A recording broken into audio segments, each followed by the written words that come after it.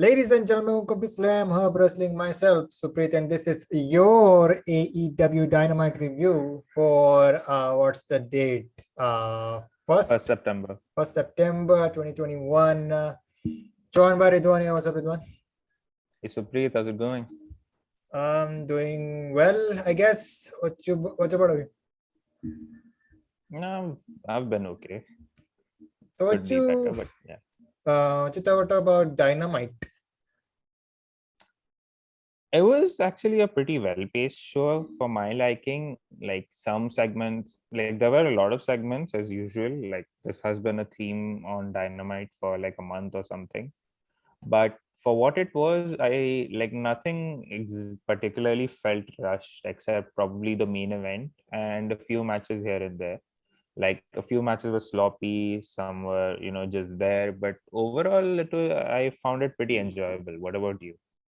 Compared to the last two Dynamites, this was a good show, but we got some major criticism here for this show. There are some certain segments that should not have been on this show, but we will talk about that and the entirety of a Dynamite. But before that, if you are new to Slamhub Wrestling, then make sure to like, share, subscribe, do all that fun stuff. Check out the other content that have been on the channel for the last couple of weeks. So all links provided. Also Slamhub Wrestling Twitter for the meme lovers out there. Like it's been quite a week for your It's Twitter buzzing. account. It's buzzing, man. Yes. But you think everyone knows us at this point. So check that out. But before we talk about AEW and Dynamite, I think it would be fair if we talked about other news as well. So can you help me with this one? Yes. So unfortunately, like we have to start this review with a sad news about a former women's wrestler named Daffney who passed away yesterday.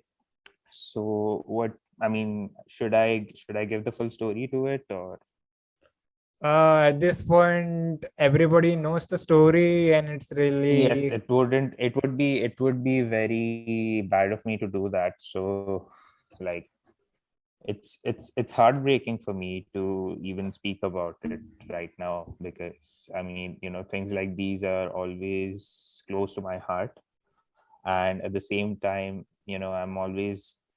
I've been someone like who's willing to, I don't know how do I say this, like I'm still like I'm pretty much moved by it, and I don't think me saying more words on this would be justice, so would make justice to it. But yeah, I mean it's pretty scary out there. And if you know someone, like just whoever's close to you, just tell them that you love them and hold them near and dear to your heart, because you don't know what life is going to be like tomorrow, or even in the upcoming days. So yeah, so at this rest point in peace. we have Rest in to peace, say rest in peace, Daphne. And you said it better. Just spread positive vibes. Avoid the negativity on social media. Utilize social media, the right way. Don't misuse it to harm other people. Yes, and it's just better to just use it to create a better environment around you. But shall we move on to the review? Yes, we should.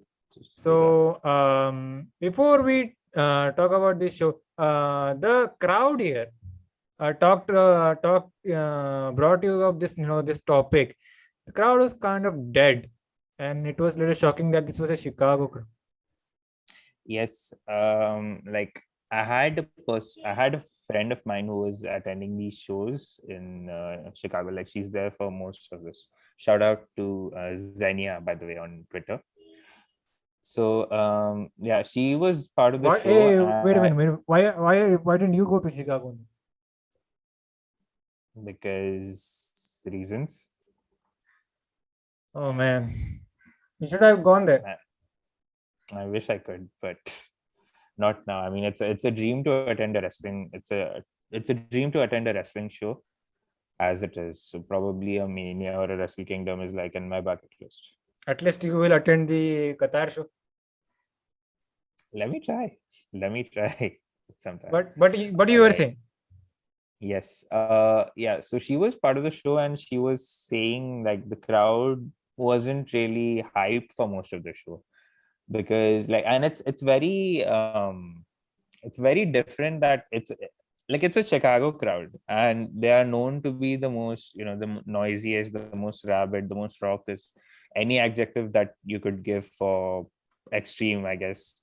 That, and like it was surprising on that front that it was the way it was. Probably it had to do with the capacity, because like there were only 5,000 to 6,000 people, and the arena can hold up to 10 or 11, because it's the same it's the same arena as the one as where they held All In and the first All Out. So it's a bit, so yeah.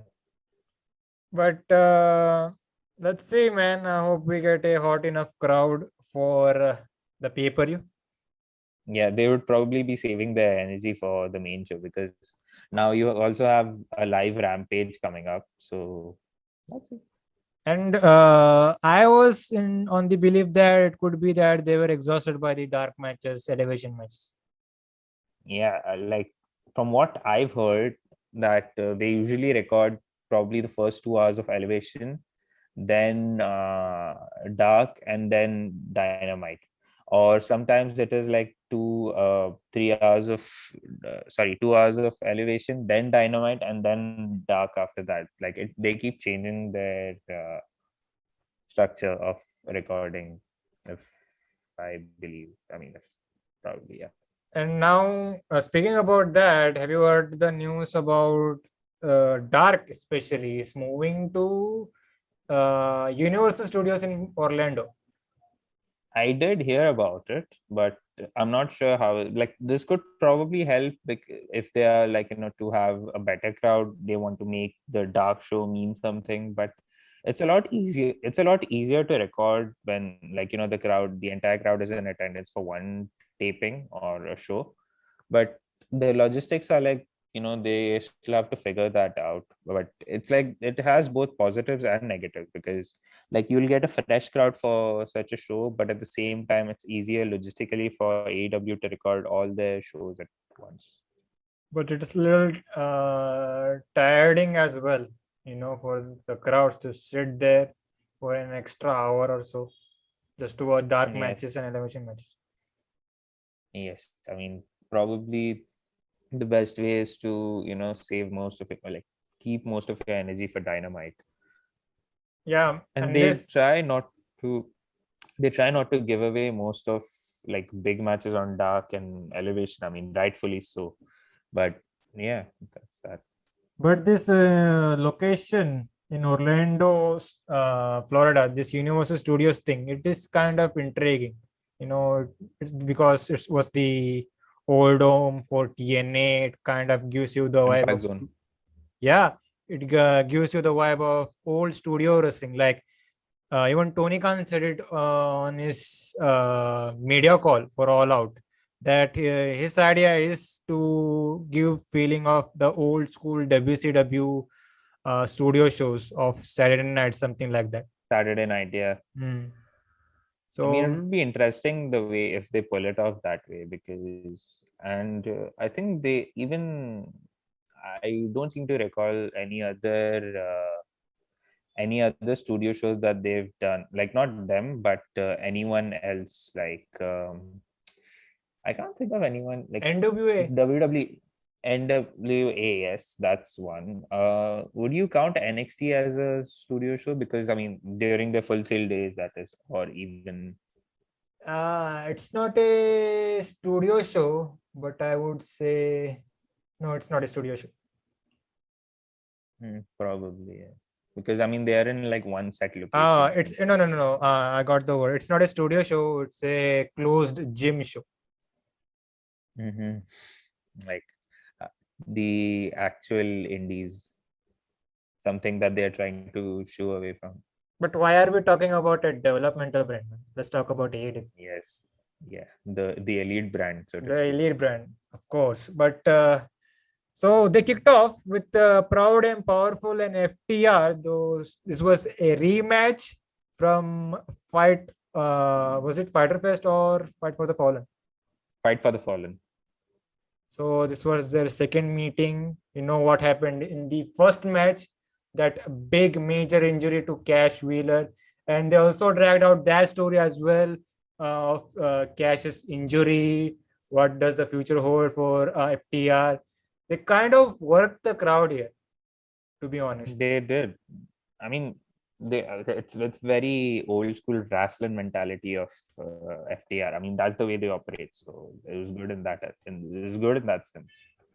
And about this match, this was I like to call it a typical FTR match, but we did get to see a lot of contribution from Proud and Powerful as well, and turned out to be a really good TV match. What you think about it? Yes, I mean, the match as a whole was pretty good. I wouldn't call it a definitive end, even if they meant it that way. Like, there are a lot of ways that they could, revisit this match down the line. Or if I were me, wow. If I were to, just book this match properly, and, if I were to book the story rather, I would probably, give it a definitive end, like, because both teams are 1 wins apiece, and you could probably do a 2 out of 3 falls match to, just to see who's the better tag team. Because but again, this context matters as well, because this was like initially they were, it was about who's the better team, but this was more about Cash Wheeler's injury, and like, if FTR would probably go from where would FTR probably go from here on out.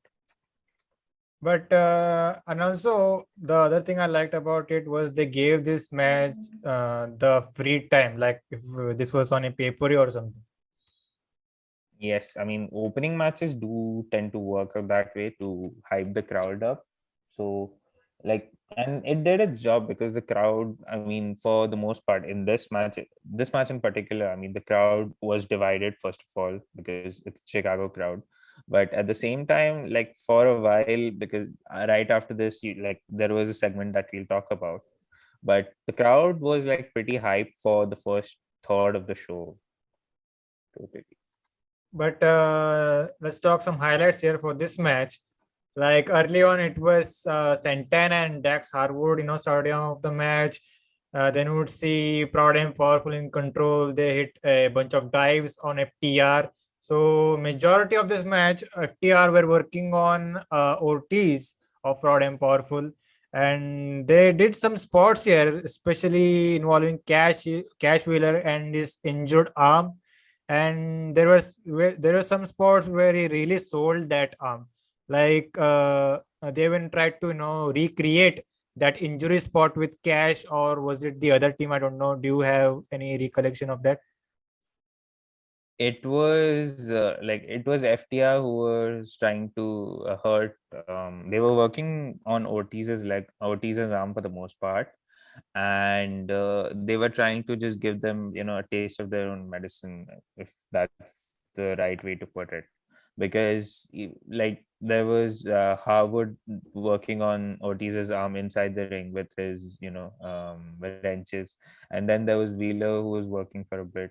But yeah, it was just like, it was more, a role reversal in this case. So there was this spot where Cash Wheeler, he was going for a gory special on Ortiz, but he was really struggling with that arm. But he was finally able to hook it and got that move in. We see a really good brain buster by Dax Harwood. Super clean. There were a bunch of near falls at the end, typical tag team spot where, we got so we saw Dax Harwood and Cash Wheeler. They hit the big rig, their finisher on Santana, or was it Ortiz? I don't know. So the other Proud and Powerful guy It was helped. Santana, yeah. So I think it was Ortiz who kind of dove from the top rope to break that spot. Typical, tag team wrestling sport that we have been seeing for lately, you could say, in this big tag matches. You could say it is a very modern tag sport. So that popped the Yes. crowd very big. And this match is so good. Even Jim Ross is botching here. He called referee Paul Turner Mike Posey, which was laughable, vintage JR here. So we get to the end parts. I think Dax Harwood is taken out, and Proud and Powerful with their tag team finisher, I believe. It is a reverse flatliner, and that got them a quick victory, and that's about it. So as of now, obviously we have to get that third rematch, right? Yes, I mean, this finish was quite abrupt in this case because, I mean, we were discussing this before we started recording that when they hit the flatliner once, it got a kick out, and then they were hitting like their combination moves, and then they hit a double flatliner for the victory.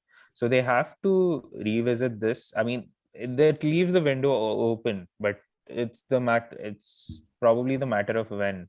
Like probably anytime soon, or maybe they could revisit this if one of them becomes tag champions. That also, in relation to the other factors like the main tag match itself at All Out. So how's that going to pan out? And also, not to forget the ranking system, because right now I think Proud and Powerful were number 4 before this match, and this win probably takes them up to 3, because Mm, Jurassic Express were 2, I guess. Lucha Brothers is of course at first.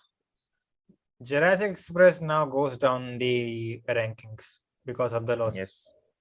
Yes, yes, But yeah, I said this before. These two are definitely in contention for the tag titles once we wrap up with the paper. yes. I now with Proud and Powerful winning, it only makes sense for them to go after the titles, and especially like I don't think they ever got a tag title shot ever since Have they they? joined AEW. I don't think so. Oh yeah, I think so. I think they never got a tag title shot. So it only makes sense if they go after it, but it's the like it also depends on who wins the tag match at All Out. So, and it's a good history to revisit before both of these teams with PNP, because Lucha Brothers and PNP, of course, they had their great feud in Impact Wrestling while they were called LAX. That was, I think, yeah, that was Penta and Phoenix's last match in the promotion. And with Young Bucks was, of course, when Proud and Powerful debuted in AEW, so they took out the Young Bucks one, and they like faced them at Full Gear like in 2 years ago, when like the same pay-per-view where Cody and Chris Jericho had their match, the first Full Gear pay-per-view. So I think, yeah, and that match, like that show, like their match in particular was more memorable for me with Ortiz, selling a super kick in a pretty funny way. Like he was just bobbling his head and then he just falls down. So yeah, there you go. This, I mean, they have to get this tag title shot. Like it's high time they do. At the New York show.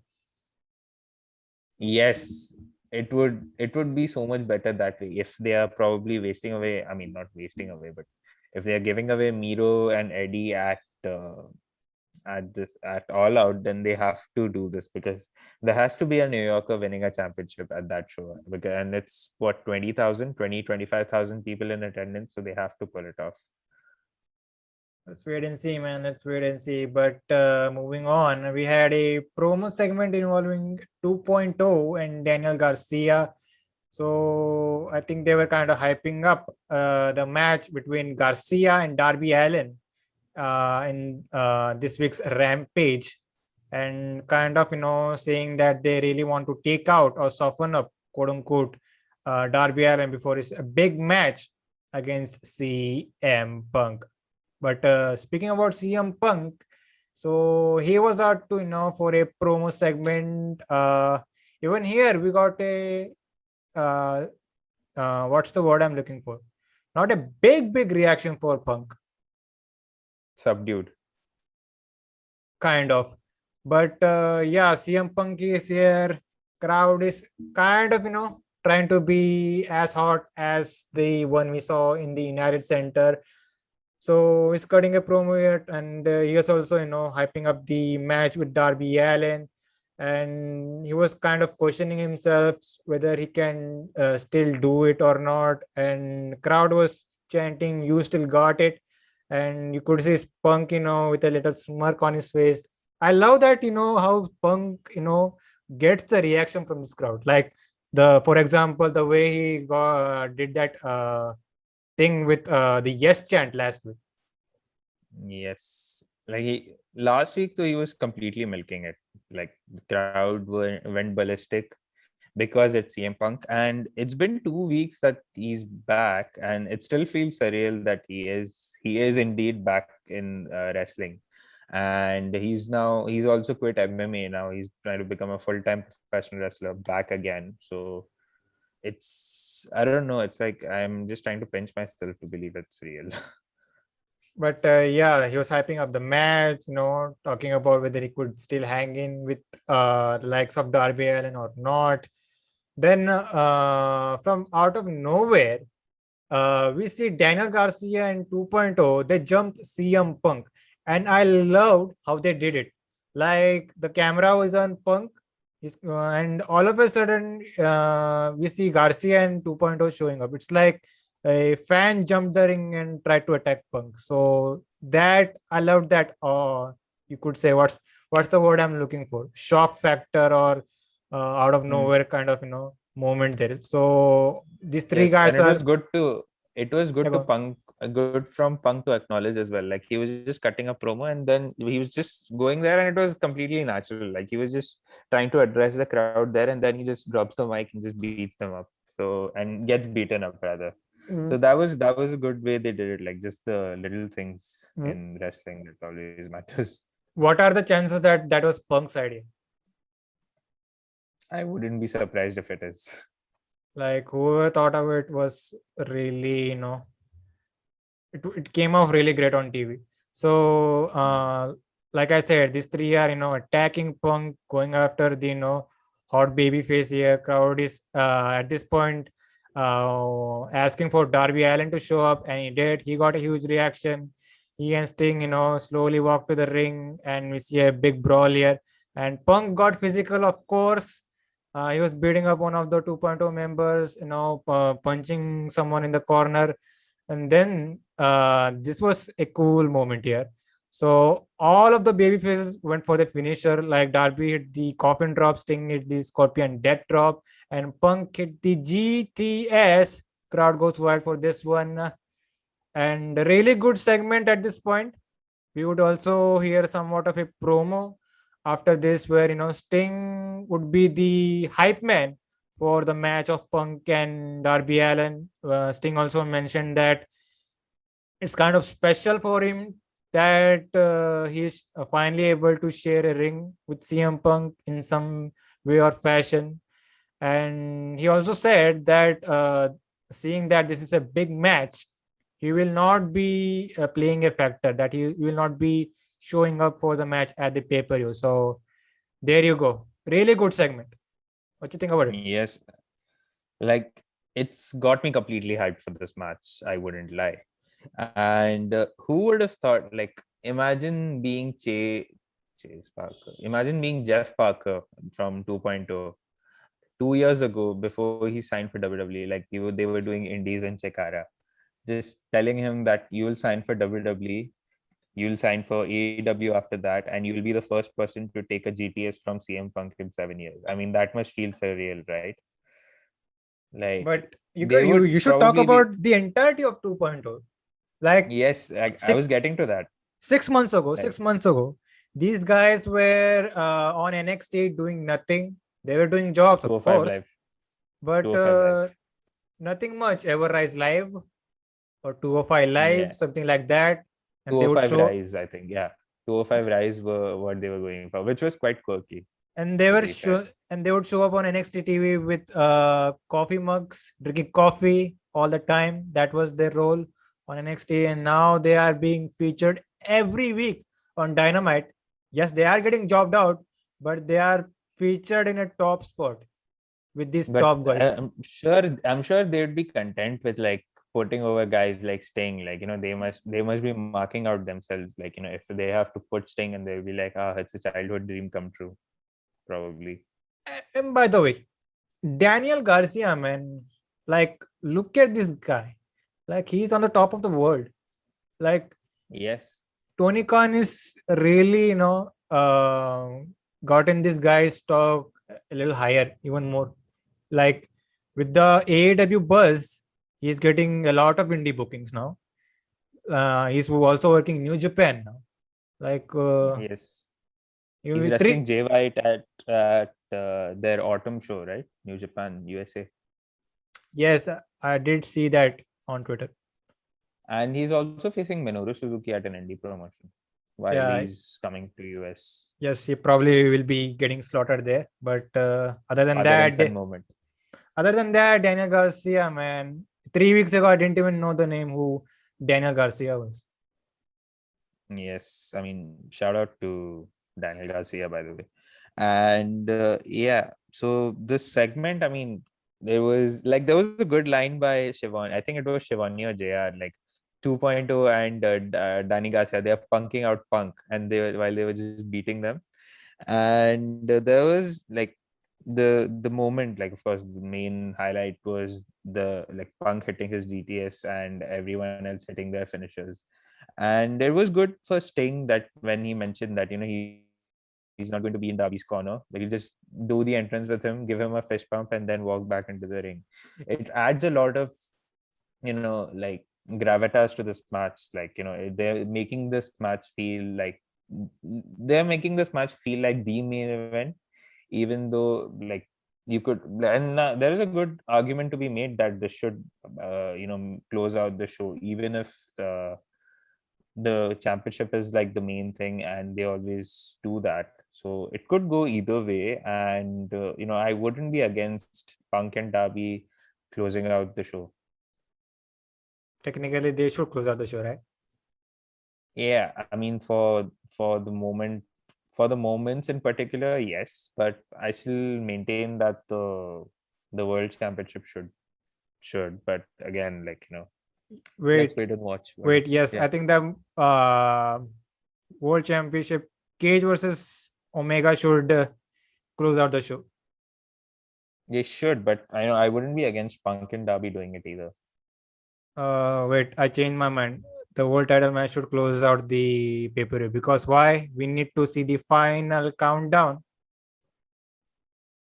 It would make sense. We should, but it would make sense. But wherever they put it, like either in the middle portion or after the main event match, it'll still feel the same and still a big, huge moment.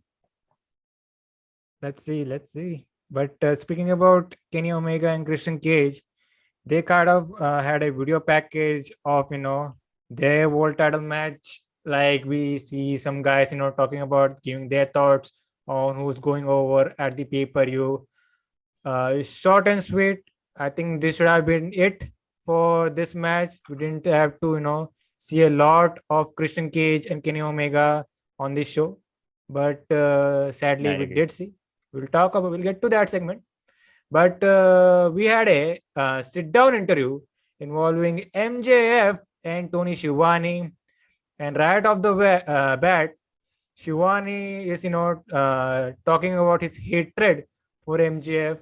And MJF doesn't give a shit, man. He doesn't give a shit. He knows Schiavone hates his gut, but he doesn't care. So, man, big shout outs to Tony Schiavone for selling that. Like, he just couldn't handle his disgust, and he's just giving those faces like on other days he's like a rat, a scumbag, but today it is my chance to interview Maxwell Jacob Friedman, aka MJF. And then he's like, oh, that's a great intro, Tony, and then he just goes on his thing. Schiavone is gold, man. Schiavone is gold. Easily, I mean, yeah, no, I don't want to get into arguments now, but yeah, let's continue with the segments. But we see MJF. He kind of talks about Jericho. He starts off the promo by listing up each and every nickname that Jericho has had for the last 30 years of his entire career, from the Ayatollah of rock and roller, Lionheart, Pain best in the Maker. world. Yeah, Yeah, best in the world at what he does. And there were like a few. Le Champion was also there, Demogod. and Demogod. There were a few more from his. I think from his like early WWE. Like I don't think he mentioned Y2J though, because that would have given him a copyright strike.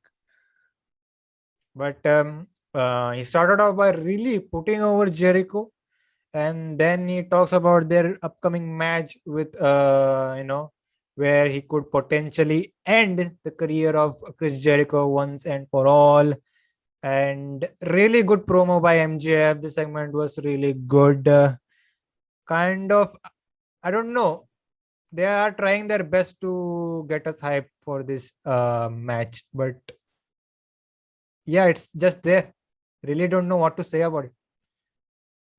Yeah, I enjoyed this promo. I mean, obviously it's MJF. Like his spiel is something to listen to every time he opens his mouth, and he just puts Jericho over huge, like for the career that he's had, and then he just obviously brings him down, being the heel that he is, saying that he will replace him as the star and have your have your shoes to fill. And he compares him with Muhammad Ali for being constantly being in the spotlight, being an addict for it. And he's like he will he will definitely end his career, and like Muhammad Ali, he'll go out on his back and all that stuff.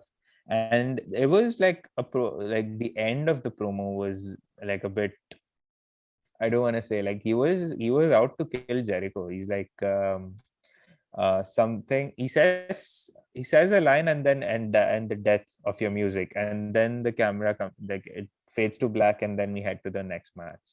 Like MJF has some menacing intentions for this match. We'll have to wait and see, man. But speaking about this next match, this was Orange Cassidy versus Jack Evans of the HFO. So this is part He's of thick, the. man. He's Uh, thick, man, in the words of JR.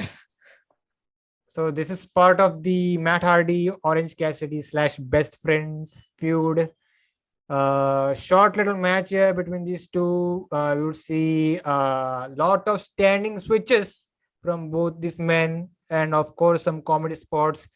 Um, but the match started like Matt Hardy off the bat was like I think he jumped Orange Cassidy, right? Yes, he jumped. Like Orange Cassidy was entering the ring, and Matt Hardy just immediately hits him and just beats him up, and then gets ejected for it. That was a hilarious moment when the crowd chimes in, so it's Delete. doing the delete chants. So yeah, it's happened. But yeah, about this match, like I said, we see some classic comedic spots from both men because it was Orange Cassidy. You have to do comedy if you are wrestling Orange Cassidy, right? Yes, and Jack Evans, man, the guy can't. I mean, I'm not ragging on him or anything, but where every time he tries to do an outwardly move, he just slips on his ass like every single time. Either Uh, he tries too hard or he overshoots himself. I don't know what's the deal. I think the But first line was better. It tries too hard, I guess. yeah, he does try too hard. Like initially, once Bryce Ramsberg rings the bell, and also I just want to point out, like it's the I really like the fact that every time there's a best friends match, it's always Bryce Ramsberg who's refereeing it. And conversely, I hate it when it's Rick Knox refereeing all of elite matches. So yeah, there's something.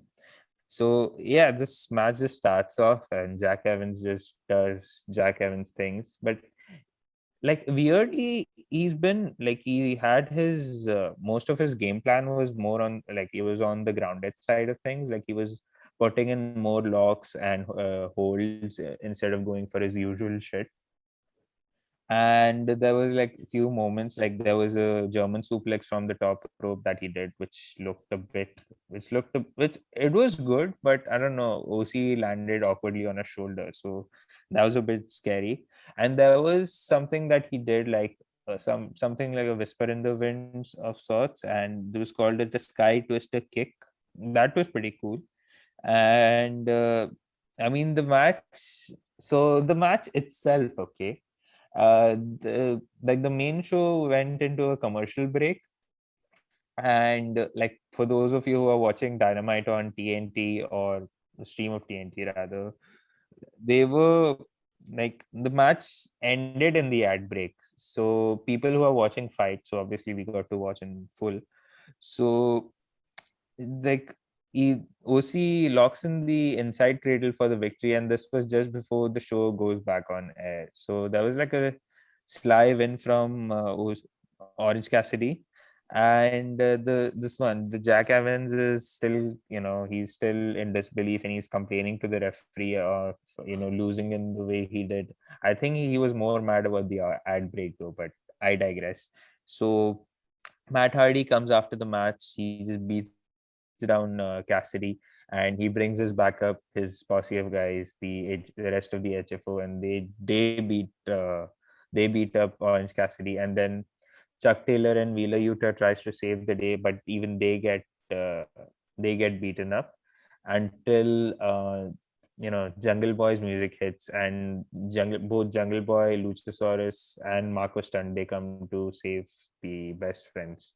So this has led to a buy-in 8-man tag match between Chuck Taylor, Orange Cassidy, Jungle Boy, and Luchasaurus versus I think there's Matt Hardy, Private Party, and probably one of Angelico or Jack Evans. Like, I'm not sure. The Hardy and Private Party are there. I'm not sure who's the fourth guy. So this is going for the buy-in. Yes. And it's going to be a good match regardless, just to warm up the crowd. Yeah, it's there. It's just there on the card. And I mean, it's a multi-man tag, so obviously they're going to do some spots. And as a result of this, the women's Casino Battle Royale is now on the main card. Yes, like this was much needed. Like I think we spoke about this before when they announced the match in the first place, and there was Paul White and QT Marshall, who we hope should go to buy-in, and we still hope it does, because you can have more matches on buy-in somehow. But yeah, we forgot about this. But Andrade El Idolo versus PAC, it's been cancelled, man. It's off the All Out card because PAC couldn't make it to the States because of travel restriction, I believe. Travel issues has been PAC's biggest rival in AEW. Like, not John Moxley, not Orange Cassidy. It's travel issues. Like you could even make a hype package, like a Limb Bizkit My Way of PAC at the airport. Like it's always derailed PAC's momentum.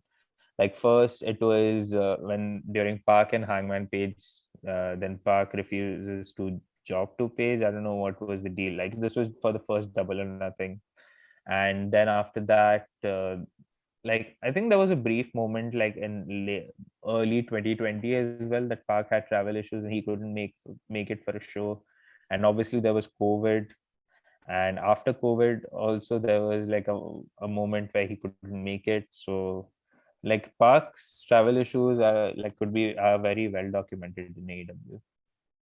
But yeah, this match is off the card. But did you see Andrade? He still wants a match at the pay-per-view. Does he? Like he was nowhere to be seen on the show. Of course, because the planned match is off the cards, so there's no point for him to just show up while others are building up for the pay-per-view, right?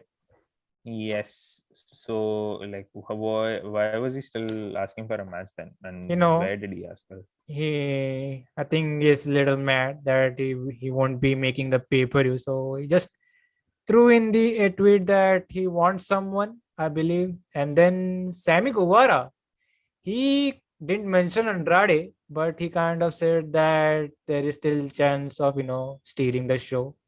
Something like that. Wow. I would love that match to happen, like Andrade and Guevara. It's going to be a spot fest, but a good one at that.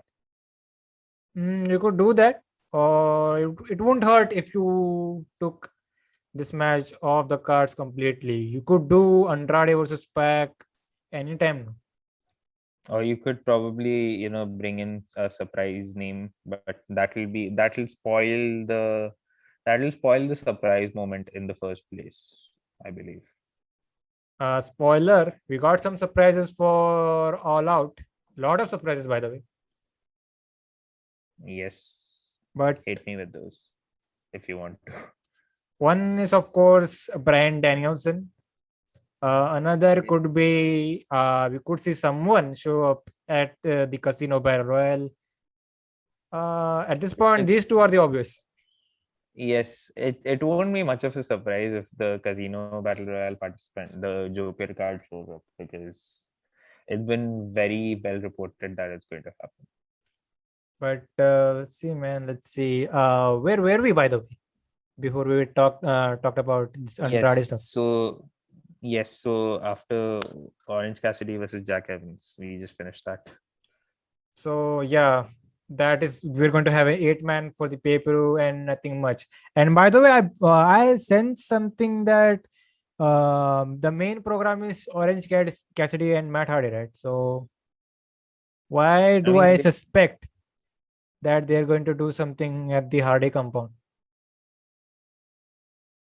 I didn't think of that at all. They would of course they'll probably do something like that.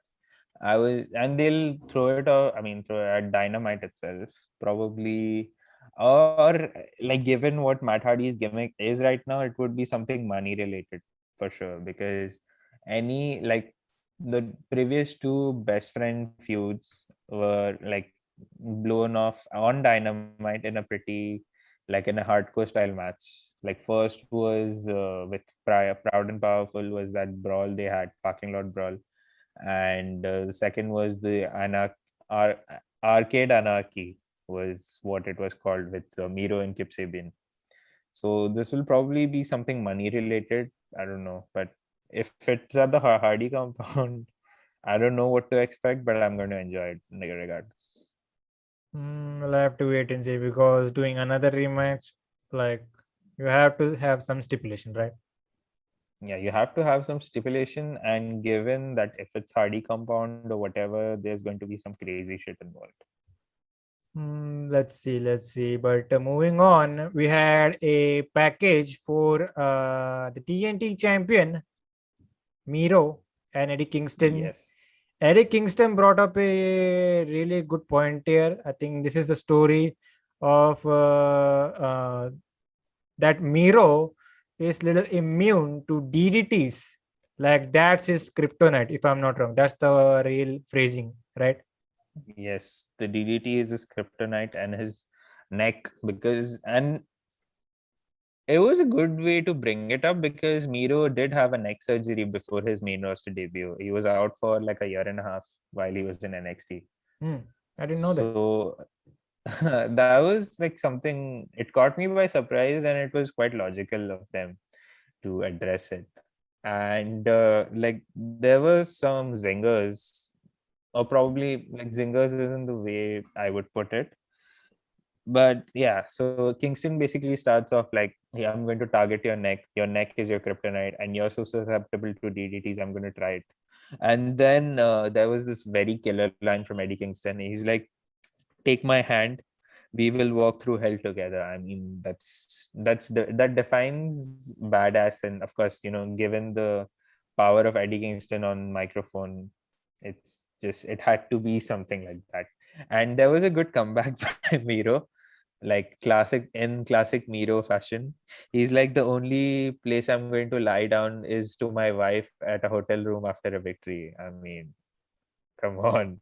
At this And he's point, like, at this point, Miro he's should a never lose the TNT championship, man. yes. He's like, what do you say? The horny faithful Miro. So he's like, there's only like Eddie Kingston needs to remember that redemption only comes after agony, and at all out, I'm going to bring both. That's the word of the Redeemer, and then they close out. So of course, like there wasn't much build to it, like a more fleshed out build rather. But this hype package did its job of hyping for this match in whatever way possible. you're looking forward to this match anyway. And like, even though I wouldn't really, be thoroughly excited for an Eddie Kingston match, like the guy is completely, I mean, I'd say he's more powerful on the promos. Like I'm not criticizing him or anything, but like his promos are something to look out for every single time. But yeah, I mean, I'm very much looking forward to this match after this hype package. And about the TNT Championship, have you heard that Tony Khan? He said on the media call that the TNT Championship he doesn't consider it a mid card title.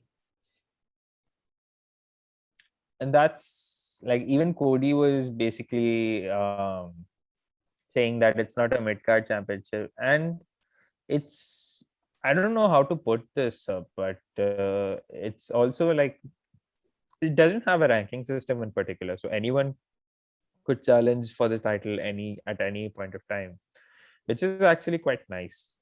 But again, like, it could probably be like how the world championship is the main highlight of the organization. If this is pretty much the TV championship, right? So it could probably headline the weekly pay-per-views or something like that. Which is good because it stands out from the rest of the belts. Yes, and it is doing its job. Like, so far, the whoever has held the championship has been, made it memorable in some form or fashion. Because obviously there was there was Cody Rhodes, who was doing the open challenges at first, which brought in a lot of new stars like Ricky Starks and Eddie Kingston himself. And then there was Brody Lee. Even though it was a brief title reign, it was about Dark Order finally being relevant, I guess, or like trying to show how superior they were, which was good to see that. And then the second Cody run was there. And obviously there's also Darby Allin's reign, which gave us Sting's return, if you want to call it a big moment, and the open challenges as well. But now Miro has taken the title to a whole another level, which is awesome. Which is really, really awesome to see that the championship is meaning something, and like all championships have felt important in AEW, which is always a good thing.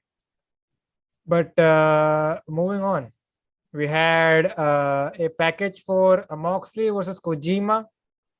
Moxley says that he is the boogeyman of New Japan, and the only guy who showed up was Kojima for this open challenge that he laid out for the couple of weeks.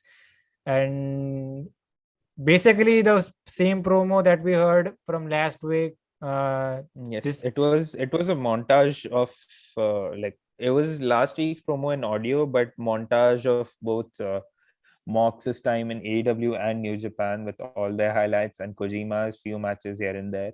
And the only addition to this promo was basically a line that Mox just casually just adds it at the end. He's like, "I'm heading home to Cincinnati, Ohio with Kojima's scalp." That's the only new thing. Yeah. So there you go. That's the build to this match. It's just, I mean, the match itself is going to be great, but again, like, there's nothing. It does feel a step below than what we were expecting, like Mox and Tanahashi. But I'll still, like, we spoke about this, that it's still going to be a great match, and it's just a special attraction match that is there. You don't really need a story for this, and it's going to be fun all the same. Yeah, the one thing they made sure for this montage was they edited that Kojima is a New Japan legend, not a All Japan legend. So Yes, we are making sure that we don't make Gedo mad. yeah. And isn't Kojima like one of the few people who has held All Japan, New Japan, and Noah championships? Wait, he's a Noah champion as well? He was a Noah champion at one point. I don't think so. He was a Noah champion. I think he was. But he has even wrestled for Noah. And they had this invasion storyline, right? No. Japan. I don't have a lot of Puro knowledge, but I would say that His thing was that he was both All Japan, sorry, Triple Crown and IWGP champion at the same time. Yeah, then yeah, I'm probably remembering it Bro, I wrong. think you got confused with those three belts. Yeah, I think I did, but there was someone like who was a big deal in New Japan who has held all three championships, including Noah, All Japan, and New Japan. KG. There, I mean, yeah, there is obviously Muta, but there was someone else. It's not. I was misremembering it to be Kojima. My bad. But there is someone. There is Nakazawa. someone who is one can only dream. Anyways, anyways, let's talk about this promo from Jericho. So he was kind of being interviewed by Jim Ross in the ring. This was a live interview. So first off, Jericho, he thanked JR for giving him his first break as a main eventer, and also talked about his history in Chicago, because this is where he made his WWE debut, if I'm not wrong. The one Raw with the debut. Rock. Yeah, the Yes. one where he interrupts the Rock, right? Yeah. I'm surprised So it was in Chicago. I didn't know of this. everything big happens in Chicago, man. Yes. By the way, I did watch that debut just a couple of days ago to for a reminder. Sorry. All right. But yeah, like I was saying, so Jericho was bringing up all these historical facts about his debut all these years ago, and he was kind of giving you a retirement speech. He Like, was giving a retirement speech, but yeah, I have my thoughts on this. But again, continue. yeah, he was thanking the fans for, and was for helping him, and sticking around for all these years, etc., etc. And then he started talking about MJF, that it's not going to be easy to put him down at the pay-per-view, and he doesn't really want to go out of this business and stop wrestling. And yeah, that was basically the entire promo. Really good enough. Even Jericho did a great job hyping up the match, but it's still there, man. The excitement for that match, it's still there. Yeah, that's what I was getting to. Well, before I talk about this, like JR was really emotional. Like either he sells it well or he doesn't know what's going to happen, because there have been instances where he's not informed of what the finish is going to be like. But it added a good emotional touch to this match. I mean, apart from the obvious Jericho promo, and like he's asking JR is asking Jericho, like, why did you put your career on the line? And he's like, because MJF is a piece of shit. And then he goes like, he's done everything he has in his career, but this will always remind him that he's never beaten MJF, so he just wants to put that monkey behind him. And he's like, he wants to take a chance, and if he doesn't make it, he'll just dutifully go to the commentary box and resume the rest of his AEW run. And yeah, it was a really solid promo, but again, like it still feels like it's not going to happen. And uh, there is a very recent example, like the Inner Circle promo that they cut before Double or Nothing. They were just hyping it up as like one last ride of Inner Circle, and then they win the Stadium Stampede match, and then it's normal. And at this point, it's not Inner Circle isn't even being Inner Circle, if that makes sense. I don't know. Like, I don't think the faction is done for, but it's just there. Like, people are achieving their individual goals right now, and so be it, fair play. But yeah, so if that is any example, and given the build to this, like the retirement angle, it still feels abrupt, even if they are going for it. And in a way, it's good because it is unpredictable, because you don't know what's going to happen. Like, it could really go either ways. Either Jericho could lose and, like, be it could be his one last hurrah, and MJF gives MJF the big rub, But again, like, it still feels abrupt because like they only address this retirement angle like, in just 2 weeks heading into the pay-per-view match. And I'll give you an example of like, doing a retirement story done right was Ric Flair during his WWE retirement. So he was like fighting for his career every single week. Like, he was wrestling guys like Orton, Triple H, Mr. Kennedy, who was a big deal back then, MVP, who was also a big deal back then. And like he was Umaga. fighting, huh? Umaga. Umaga, yes. And he was fighting every single match just so that he couldn't retire.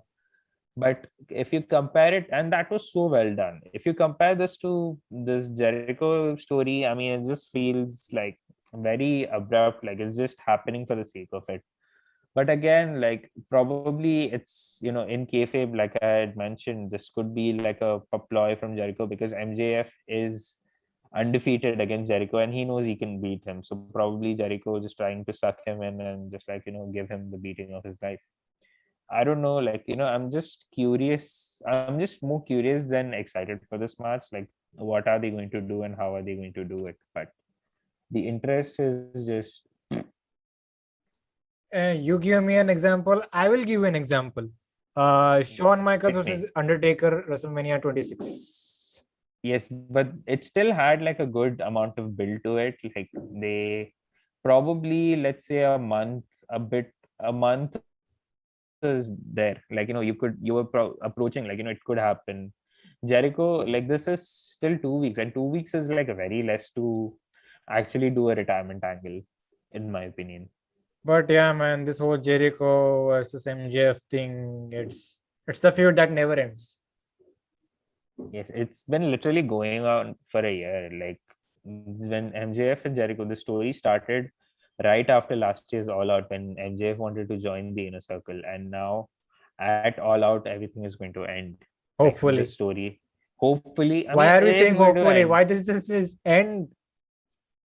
It is going to end for sure. Like this time, they have to, and if they do it, it's going to be very WWE of them to do so. We'll save If they that for do the it, predictions. We'll save that for the predictions. okay. But up next, I think we had a Malachi Black promo, or are we jumping ahead? No, there was a vignette of Darby Allin talking about Yes. CM Punk. So this is obvious Darby Allin's take, like it's in monochrome, and Darby Allin is talking about CM Punk that 15-year, like how Punk said that if he was a teenager, Darby Allin would have been his favorite wrestler. But it's actually true that when Darby was 15 years old, Punk was his favorite wrestler. And like he just mentions the year 2014 where Punk quits professional wrestling and Darby Allin enters professional wrestling. But he's also a bit mad that Punk was first on his list while he wanted to be his last. And and that really motivates Darby Allin to either beat CM Punk or die trying. And that's where the promo ends. It was a very good promo. And of course, like they're making this match feel as marquee as possible, and it's working. Everyone's excited for a CM Punk return in the first place, him wrestling as well, and now you're also making Darby Allin look like a major threat and by virtue a superstar. Bro, this has to knock out of the park. We need a home run from CM Punk. I'm not expecting much from the match itself, but I hope it delivers. Like I hope it over delivers, to be honest. Like, yeah, it has to deliver. But let's see, man. This is a well-built program of all the matches on the card. Yes, and it's been only 3 weeks that this feud has been in existence, or more if you want to count Or a Darby month, Allin's promo. when Darby first, it happened. Yeah, that's what. Everything happened in the same week or same night. Like we heard the rumors about Punk. Immediately, AEW, had that announcement of the United Center show on Dynamite. Quickly, we heard Rampage. something from Darby Allin. Yeah, heard from something from Darby Allin, and he threw out the best in the world line. From there to Punk's debut, We got the time. I think it was a solid 1 month thing. If you Yeah. want to even count it. Yes, it was 1 month. Like 1 month from Darby's promo to CM Punk's debut was exactly 1 month, and take 2 more weeks of build to it. Like it's a short and simple story, but the hype for this match is on a different Immense. level. Totally.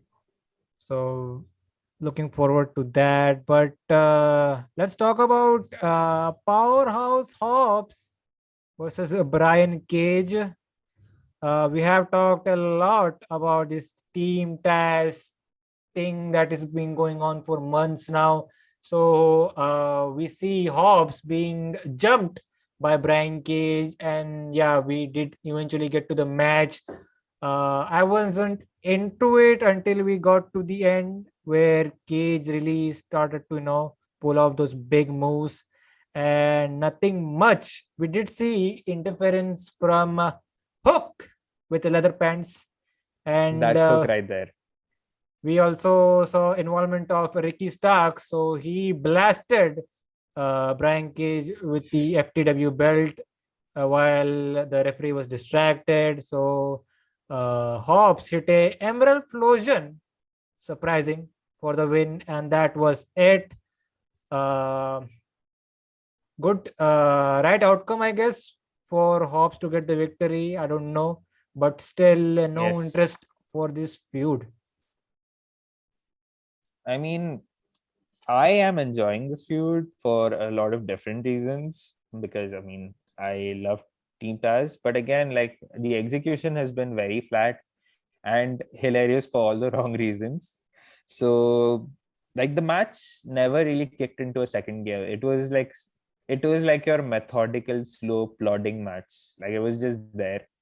And obviously, the main highlight was the interference and the Emerald Flosion for the victory. But the post match Ricky Starks, that was more hilarious and it was more enjoyable than the match itself. Like while Hobbs is celebrating his victory and they go into picture in picture to show the replay, and Starks is just going ballistic with the Brian Cage taunts and he's just dancing on Will Hobbs' theme. That was like superb.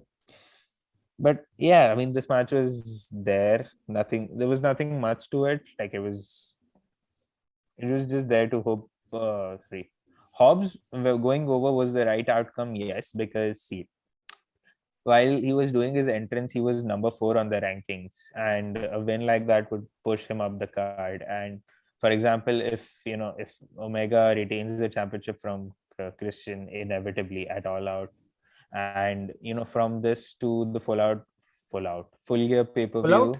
view, full out. I just pulled a Frankie Kazarian over there. So yes, until that, like you're going to do these special events, and Hobbs has been booked pretty strong on Dark, Elevation, and on Dynamite, probably even Rampage. So the wins like these is only going to push him up the rankings and get him an eventual title shot. And yeah, I mean, it could mean a lot to Team Taz because, like, despite this Cage feud is not exactly working for Team Taz, but again, like, if someone like Hobbs, who has like other interests, pushes up the rankings and becomes, gets into title contention, that will be a shot in the arm for Team Taz. But what about Brian Cage, man? At this point, we should reconsider him rejoining Team Test. Yeah. Like, who can stop the path of Cage?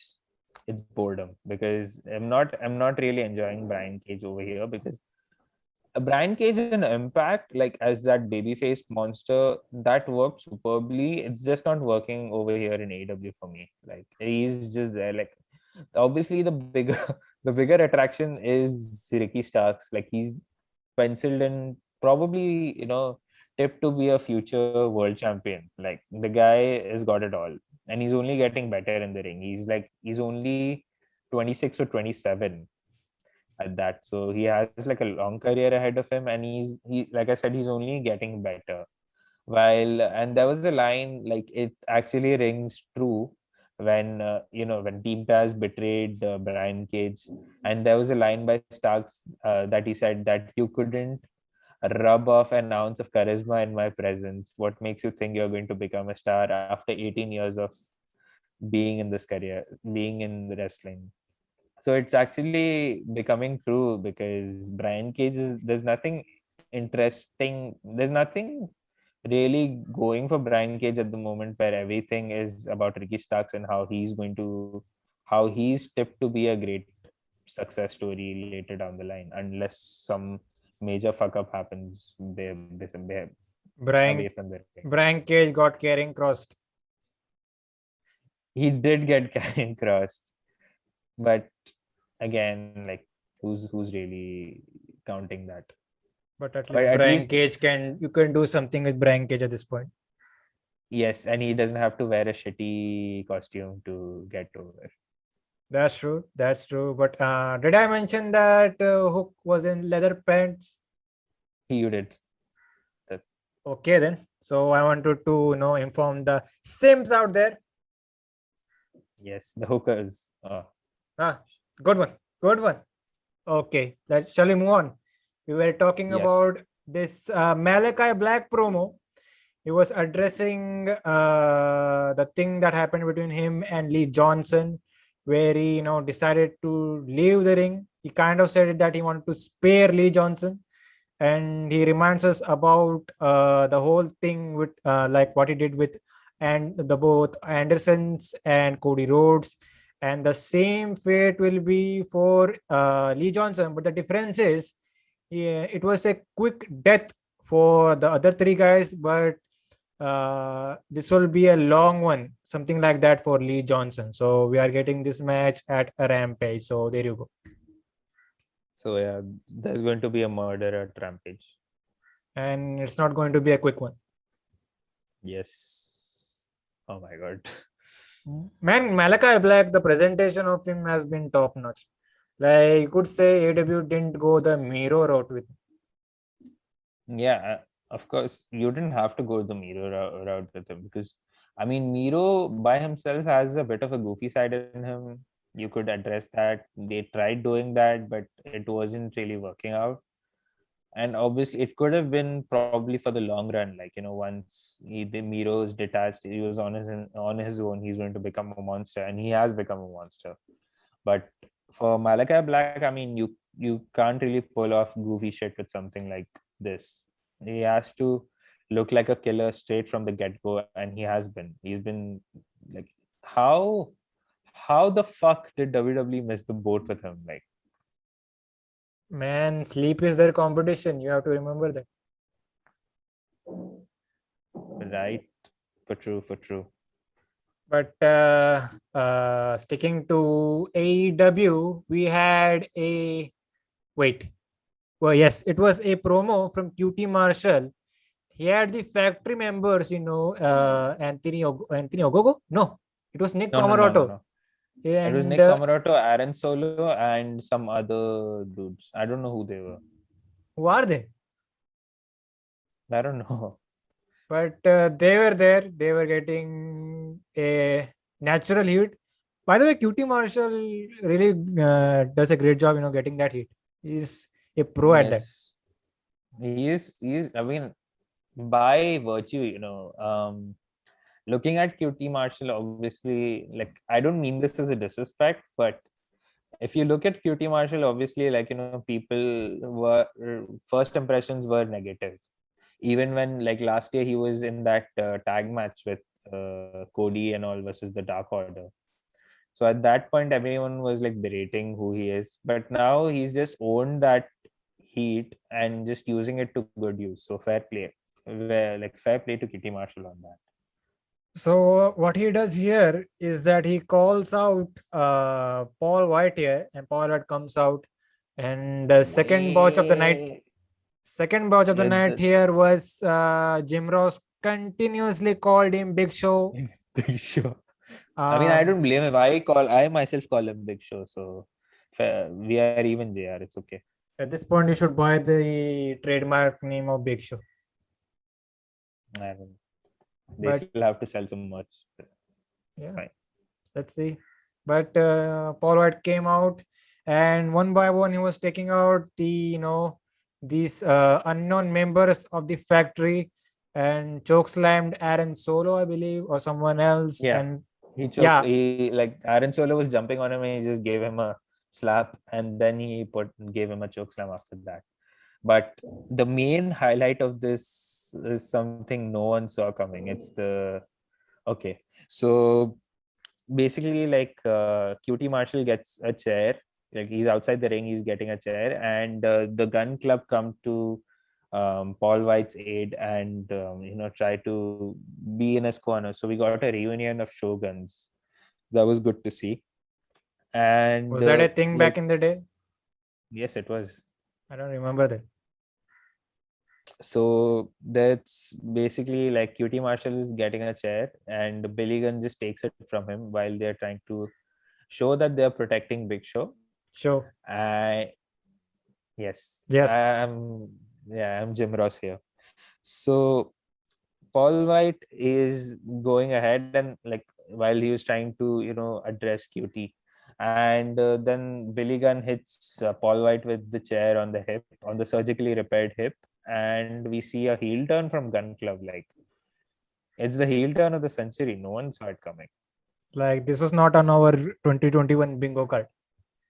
It clearly wasn't. But why is this? Why is this happening? Okay, let me. Okay, the heel turn, it was okay, right? But don't know what Colton, was the point. they could probably use it for Colton Gunn to have James Ellsworth like streak. Like he's undefeated in AEW, but they could probably use it to gain heat, which would be good to see. Other than that, I don't see the point of it. And yeah, then all of a sudden, QT Marshall comes back. It's a sloppy looking diamond cutter, and that's Diamond about cutter, yeah. QT's expressions are also like pretty good to see every time. Like he does pull out the shocked expression pretty well. But yeah, man, that was your entire build for this QT Paul White program. I hope it is a short match, like just to keep the flow of the crowd going. I don't want them to have I don't want this match to go long and probably have bore the crowd out. But I hope This it's should be short a and filler sweet. one. Yeah, it is a filler one, but I hope it is short though. Put it between two big matches, and we are good to go. Yes. But yeah, nothing else much to say. Like this was a little WWE Raw-ish. Very much so. But yeah. But what did we have next, Ridwan? So next up we had a promo from Dr. Britt Baker, DMD. So we had a promo where she's basically talking about the women's division, how she's ruling the women's division, and she announces that Rebel and Jamie Hayter are part of the Casino Battle Royale, and she says that she's going to retain her championship, and then Tony is like, "What about Chris Statlander?" And then she's like, then she just shoos her away, and then she made a tease. So it was, I don't know which match it was that she tweets it during. I think it was during Hobbs versus Cage. I think even so she tweets that there is a free agent news coming up. Stay tuned on AEW Dynamite. And then Tony Schiavone is like, I gotta go and get the scoop, man. And then she's like, the biggest free agent is signing for AEW, and that's me. I've signed a long-term deal. So that was like a tease for the obvious elephant in the room, or in this case, a ghost. And she was kind of teasing us, baby. Yeah, she did give it away a little because she mentioned the person as a he at first, and then she says, and it's me, and then she says like it's a long-term deal, and she announces like with this long-term contract, she got a chance to book a match. So Britt Baker is taking liberties over here. She's announced a match between Chris Statlander versus Reba and Jamie Hayter at this upcoming episode of Rampage. So that's the entire promo. Bro, why was I expecting when she said free agents? I didn't even think about Adam Cole. I was thinking about the Iconics for some reason. I wasn't thinking. I watched this show on delay, but yeah, I wasn't expecting much. Even if they announced like there was a, even if I were watching it live and they were doing this thing, I wouldn't really expect Adam Cole now, because obviously they're going to save it up for a bigger moment, not for like a throwaway Dynamite and at a go home Dynamite at that. But let's see, man. Let's see. No, nothing much for this Statlander Britt Baker thing, right? It's just a match that has been announced and we're getting it in the paper. If there was any belt, that was Chris Statlander's and like winning streak that she was on. But other than that, there's nothing related to Oh. Britt's involvement and building up to this match in particular. There's nothing in that aspect. I want to care about this match, but they haven't given me any reason to care about it.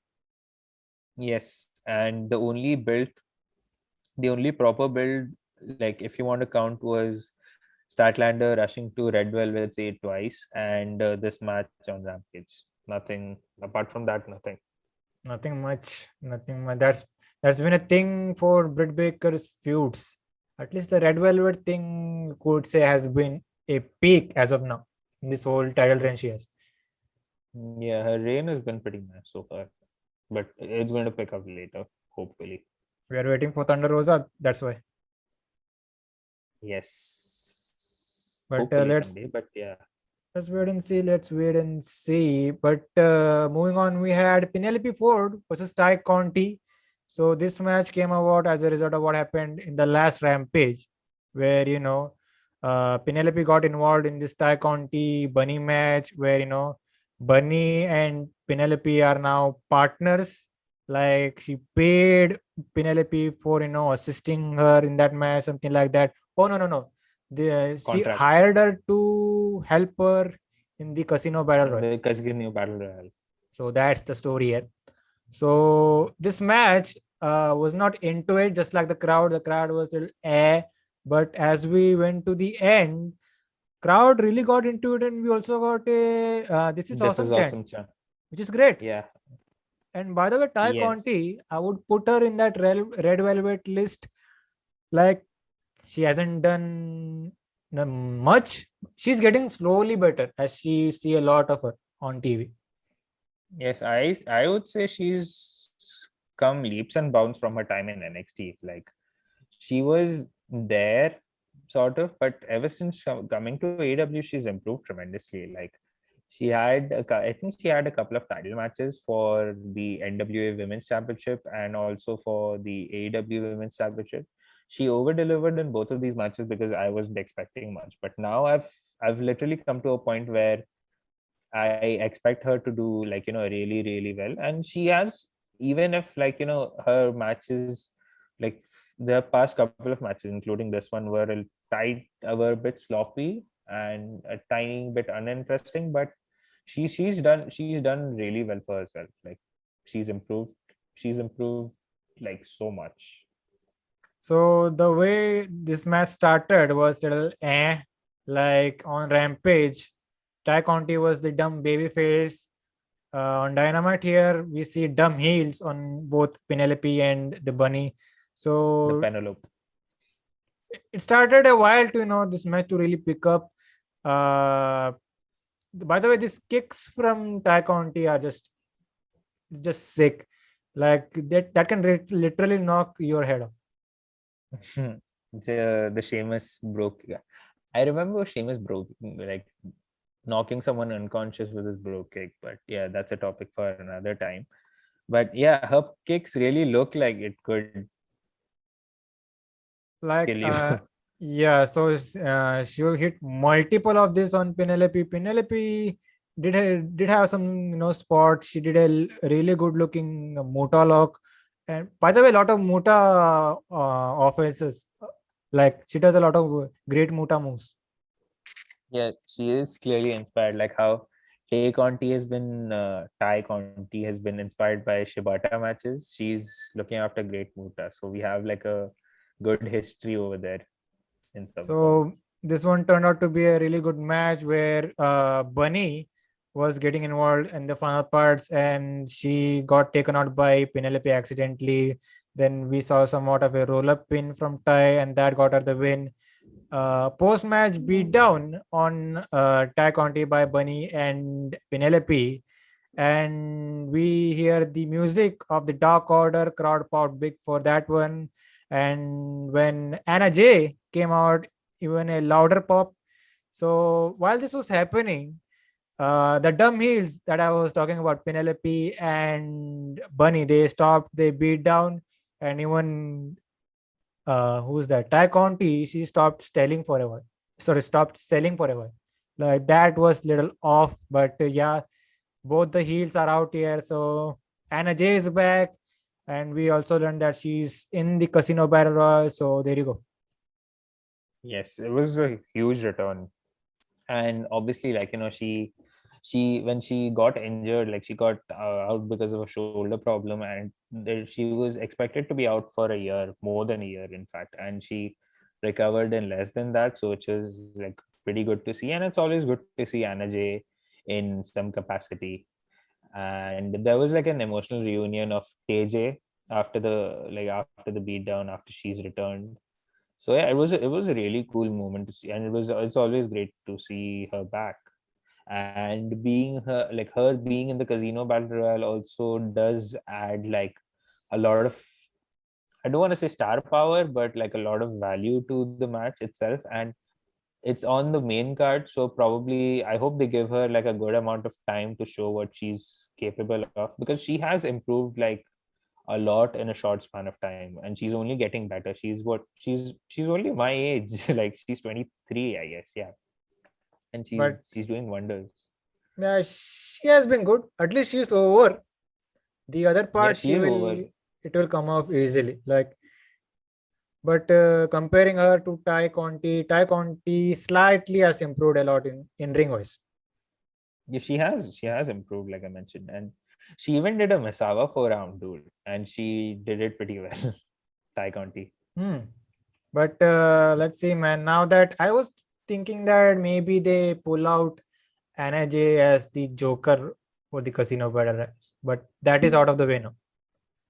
Yes, and leaning towards the more obvious route. It has to be the surprise one. Yes, like a not so surprise one, rather. Let's see. But we had a segment involving Thunder Rosa. I think she's in also in the battle, Royal, right? Yeah, she was announced like the first time they did. The first time they did announce the match, she was there. So we were set to get an interview from her, but she was interrupted by both Jade Cargill and Nyla Rose. But Thunder Rosa, being Thunder Rosa, she was ready for a fight. But both these ladies beat her up, and that was that. I think we were getting a Nyla Rose, Jade Cargill, confrontation. But Mark Sterling, being the smart businessman, he Smart decided to, Mark. cool the situation off. And there's that. He said that there is money at the pay-per-view. So there you go. But nothing Yes, much. he's a carny. Yes. So So shall we move on to the main event? we should. And before that, you want me to run down the card for Rampage, or have we spoken about it enough? Uh, Nothing much for Rampage, right? Like we have The Miro only showing up big thing, there, CM Miro Punk and showing CM up. Punk. CM Punk is, so they announced during the show that CM Punk is going to be cutting a promo, like he'll be present at the show. But they, like yesterday, they announced on Instagram that Punk will be commentating for Darby versus Daniel Garcia. Okay, that makes sense then. But there will be something more, like we Yes, saw on Dynamite. yes, and the other match is like Statlander versus Reba and Jamie Hayter, and Malachi Black versus Lee Johnson. So there you go. That's for Rampage. Wait, And we for got next only week's, two that matches? no, No, we no, got, no. Wait, yeah. I we got got three matches. The usual three three matches matches. on Rampage. Yeah. Should be good. Should be good. Yes, yes, and next week, of course, like it's a new chapter after this pay-per-view. So they only announced John Moxley's homecoming for Dynamite because the show is in Cincinnati. There you go, man. But we were about to talk about the main event here. The This main was a event. 8-man featuring the Elite, Young Bucks, and the Good Brothers. So they were facing Lucha Bros and Jurassic Express. The match was really good, and we saw a small preview of what we could expect in this Young Bucks and Lucha Bros match. Like these guys are going at 100 miles per hour from the get go. So at one point we see both these team going for dual super kicks, but they each end up hurting their legs. And this was a gold line from Don Callis where he said Yeah, they Conor he McGregor their leg. McGregor did like I died, man, at this point. hilarious. He is another gold in AEW. Oh man, he's fantastic. Like probably the best manager today, if not for Paul Heyman. So we see a lot of spots here. And when at one point Jungle Boy was, I think he was about to go for a super hurricane on one of the young bucks here, but that got stopped as he was power bombed on the apron. So Oh, the that looked heels horrible. That looked horrible. So the heels were working on the babyface Jungle Boy here, but he escaped, and we got a hot tag, I believe, from one of the Lucha Bros. I think it was Phoenix. Boy, Hmm. this guy went insane. Like he had, like, hear me out. So he had Nick Jackson. He grabbed him. He was working on him for a while. In the same time, was kicking each and every member of the elite. Then he did some crazy thing on the ropes and did a super arm drag, the lucha arm drag. Crowd went insane for this, and I had a huge smile on my face. Like I have seen a lot Yes. in this pandemic era, man. Like kind of getting bored with this empty arena matches, and all the spots didn't feel the same. But it's been a while since I've seen that type of hype when I see someone do those high sports. Like Ray Phoenix is insane. That's why I call him Yes. the top 5 in the world right now. Yes. And like while I was watching this match to review, and I was taking down notes, and I had my brother watching with me this main event in particular, and he's a lapsed wrestling fan. He used to watch it once upon a time, but not anymore. And he was like fascinated by Ray Phoenix, and he wanted to see more of him after that spot. And I did show him like a few Impact matches. Like there was one with Ridwan, and like I think there was a 6-man tag I showed to him, and he was instantly a fan of Ray Phoenix. Like someone like Ray Phoenix, appeasing to the casual fans, and he's coming into his own as probably a future household name, and he's on his way to becoming a superstar with the stuff he pulls off. And it's always great to see new stars in wrestling, regardless. Everyone gangsta in Spotfest wrestling until Ray Phoenix shows up. Ray Phoenix shows up, indeed. Like nobody else can do that. Spotfest wrestling is little critical, but these guys do on some another level. 100%. So this picked up till the end of the match. Like even we saw Luchasaurus pulling off some good moves here. So as we get to the end, so I think it was Ray Phoenix. So he somehow escaped a BT trigger and hit a double cutter. Then there was, I think someone caught him in a, uh, something led to Ray Phoenix eating a Melsa driver. Haven't seen that in a while. So that got the victory here for the heel team. That was the elite. And the finish here, yeah, I have a little problem with the finish. It could, lead to 50-50 here, if you know what I mean, at the Yes. pay-per-view. But still, I thought Jungle Boy would take the pinfall, and it would have been okay. yeah, or you could have the babyface win, and you could have the either Anderson. Andersons or Gallows take the pin here. Yes, it could have worked better that way But still, if they went the 50-50 babyface. here. Solid 50-50. Yes, but that too, like it also depends if Lucha Bros are going to win. But that is still up in the air. Like it's actually pretty unpredictable in that sense. But I wouldn't be surprised if Bucks win.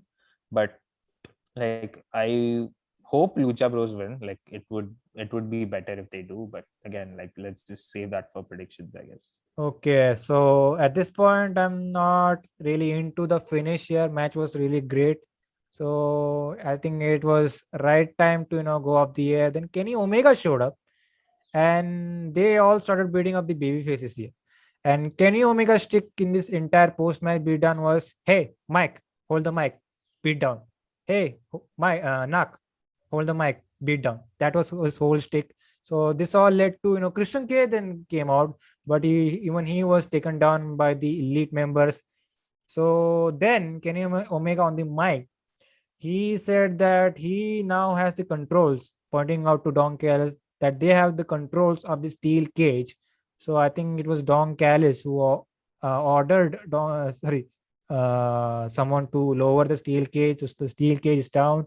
Each and every member of the elite has a kendo stick, so they are beating up the baby faces here. The Lucha Bros, they were handcuffed, so the Young Bucks super kick the hell out of them. Okay, they're beating up, completely destroying the baby faces here. But the thing is, they are not getting the heat. Yeah, it was like the crowd gave up at that point, and it was a very Kenny Omega thing, like doing his shtick, like beating up people while he was trash talking. It worked like in the first few moments, it was funny, but then he started overdoing it, and the crowd just gave up, and they were like, "Nah, fuck this guy." And it wasn't getting It the dragged. desired react. Yeah, it dragged like super dragged for like it could have, even if he could have just had a bit of beatdown and then Omega just raising his arm, showing that he's the champion, that would have worked. But no, they had to like get in fucking kendo sticks. They had to lower down the cage. They had to even fucking get all the baby faces from the locker room and have them get sprayed in the face. It it was overbooked to the maximum, as like in the most, I don't want to say it was over the limit, let's just say that. Like it was overbooked to that extent, and I hated it. Like completely hated it. And I don't know, dude. Like whatever I don't think it's going to dampen my excitement for Omega versus Christian, or Bucks versus Lucha Bros. But this didn't do it for me. I completely hated this thing. Bro, the elite, I know you guys are heel, but these people shouldn't be getting nuclear hit. Yeah, and yeah, the heat for all the wrong reasons. They shouldn't be getting that at all.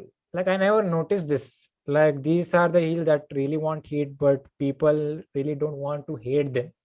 They hate them, but not at a MJF kind of heat. Like the Because, desired heat, yeah, you could say. like what's the word I'm looking for? Like, they did overdo everything here. Like, you should Yes, have left it that, just gotten a reaction and just go home. Like, you are yeah, just, what was the point here? yeah. It did come off as too try hard from the elite, and obviously, like barring Kenny and the Bucks, I mean, the Good Brothers aren't painting themselves in good light anyway Bro, lately, and if this was a feud, for example, Cody and MJF type of feud that they did a while back, where fans are emotionally invested in, it would have worked. But here in this case, people are not emotionally invested in these feuds, both these feuds. Like, and by the way, like we said, the elite, they are not that type of feels that you get, really hate these guys guts. At this point, these guys are just playing heels, which is okay, but they are trying too much, I guess. yes, and to think of it, this could have been Hangman Page instead of Christian Cage. Then the fan would have really shit on the elite, I guess. Yeah. I mean, even then, regardless, they're shitting on the elite, like for this. Like, this was horrible for It all the should wrong reasons again. The Shouldn't have show should have happened. went off the air quickly. Yes. And did you see this post match thing where Tony Khan was little mad Yes. at the elite members? Like, kind of came off as a shoot. Yeah, it did. Like it could have been like it was most likely a work, but it was completely weird for it to happen. But there you go, man. That was Dynamite. It at the end, it really, came off as a really good show. A really good go home show for the paper. Yes, like except for the shenanigans, it was a thoroughly enjoyable show. But yeah, let's just keep it at that. So we're at the end of the review. So shall we quickly, go through the predictions for All Out 2021? Yes, sir. So do you have the card in front of you? Yep, I do. So shall we start from the buy-in? Yes. First of all, I apologize before I get into the buy-in match. It's a 10-man tag. So there is Orange Cassidy, there's Chuck Taylor, there's Wheeler Utah, and there is Jurassic Express versus Matt Hardy, Private Party, and TH2, and Halico and Jack Evans. So this is a 10-man match. Who have we got and why? Baby faces. Has to be. Just to pop the crowd and get them, warm them up for the rest of the show. And it only makes sense because I mean these guys can take a loss. The Hardy family, they are more just these tiny bit cartoonish. At the same time, they can do with a loss. It's fine. So I'll say baby faces with Orange Cassidy pinning Matt Hardy. Yeah, you could do that. You could do that. So we are both in the favor of the baby faces going over. So shall we talk about this casino battle royal, the women's casino battle royal? My pick is the Yes. surprise one, and I think it is Ruby Soho. Okay. It's going like you're going for the huge one from the get-go. So any reason as to why?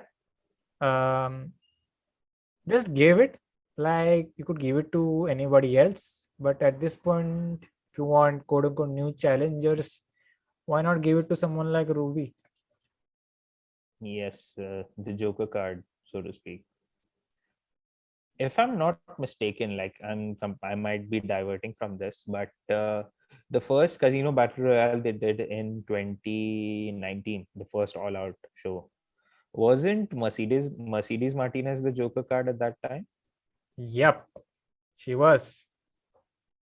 Yes, I mean obviously it's too soon for her to show up here, but I don't think she's going to show up here. It's the obvious one, Ruby Soho, who I feel is going to be the Joker, but I'm surprised you've picked her up for this. But for me, I'm going for the most safer option, and I feel it only makes sense that way. That Thunder Rosa goes on to win this and challenge Britt Baker at the next pay-per-view Full Gear.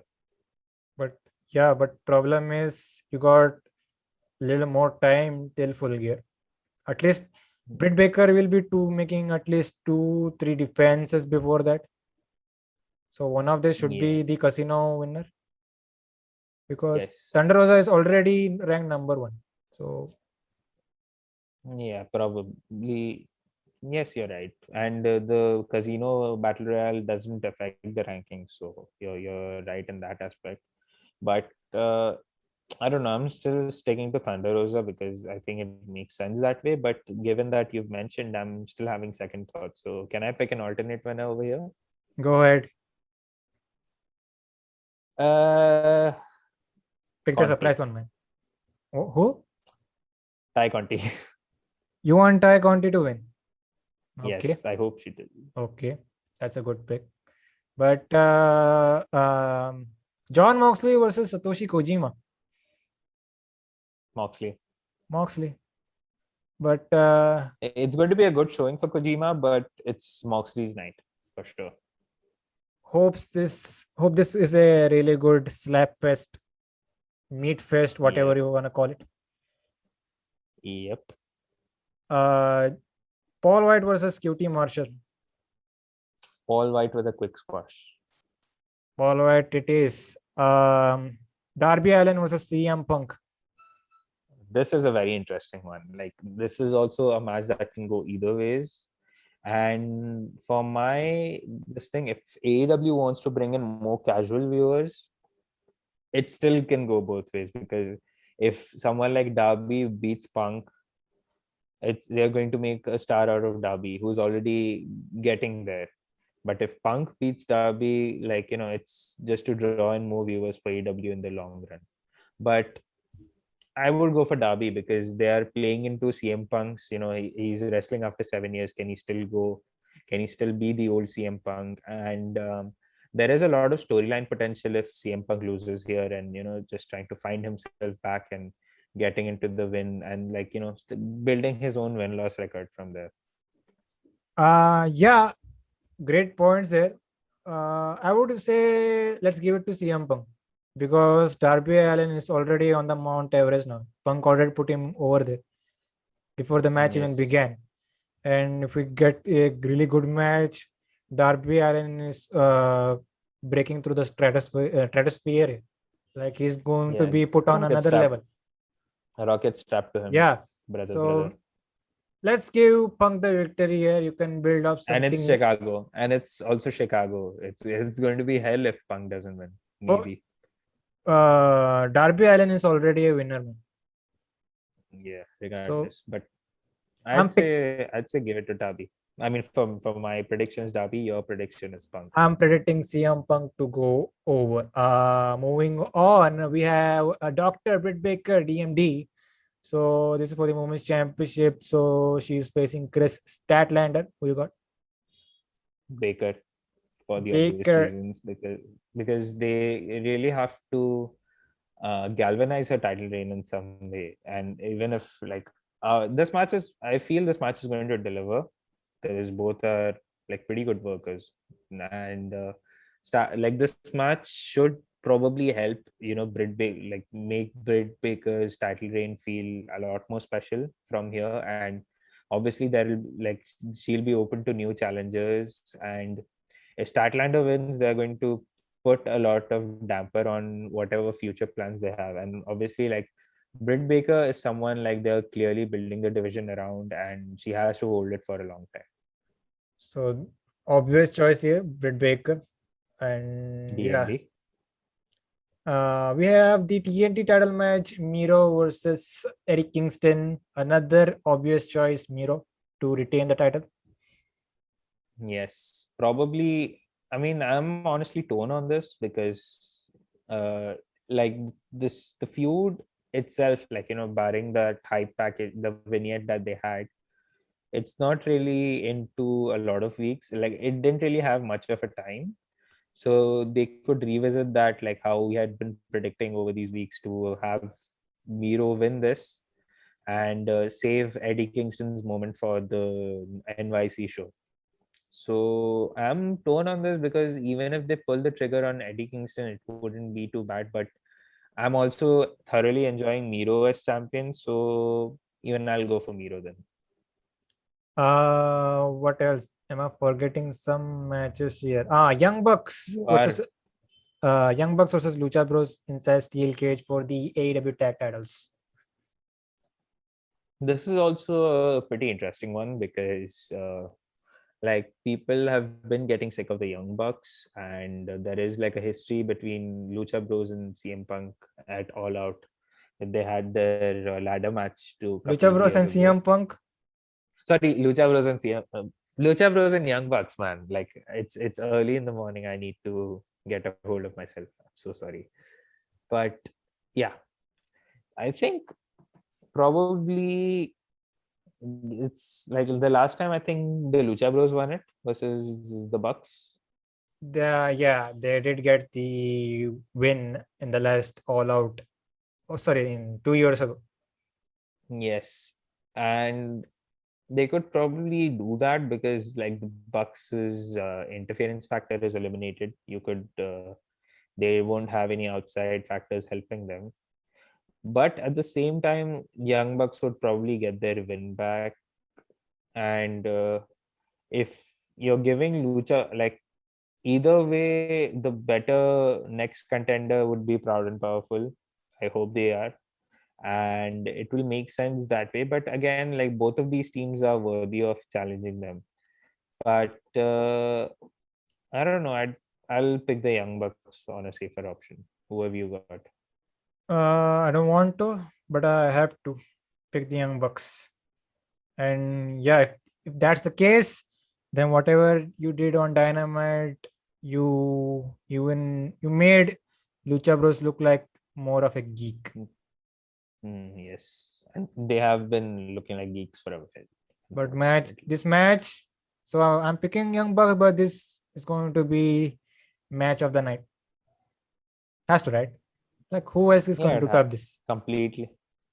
It really has to. Like this, yeah. Another prediction: Matt Jackson will definitely eat a Canadian destroyer up from the steel cage. Anyways, That's the fair shot. Yeah. Anyways, but only thing left to predict is the world title match. We got two more matches. Chris Jericho versus MJF. Who have we got and why? See, that's how I'm interested in this match. That I even forgot about it. But for this match, man, okay, Chris Jericho wins. I'm also predicting Chris Jericho because for the reasons that I had mentioned, like it will be too quick for him to end his career just like that. And there is obviously a lot more. Like Jericho, I think despite us not wanting Chris Jericho to wrestle anymore, he could probably give a year or two more, putting other talent over in the ring and then peacefully calling it goodbye. Okay. Yeah, for the same reason. Yeah, I'm also picking Jericho. But if it turns out to be true that he eventually wins this, then bad booking from AEW. Yeah, because MJF has been undefeated for the longest time as well. Yeah, that too. He's lost once. That too was, through it wasn't a clean finish when Moxley, he was not allowed to hit the paradigm shift and he beats him with the move anyway. So yeah, I think you can probably give MJF like one loss here and there. I don't think it's going to be a clean one either. So it's more about Jericho in this case. So I'd probably stick to Jericho too. Okay, I'm also going with Jericho, like I said, but yeah, this is what you get when you book yourself in a corner. Or work yourself into a shoot. Kind of like Nia Jax and Charlotte Flair. Boom, roasted. Yeah. But the main event, Christian Cage, Kenny Omega for the AEW World Championship.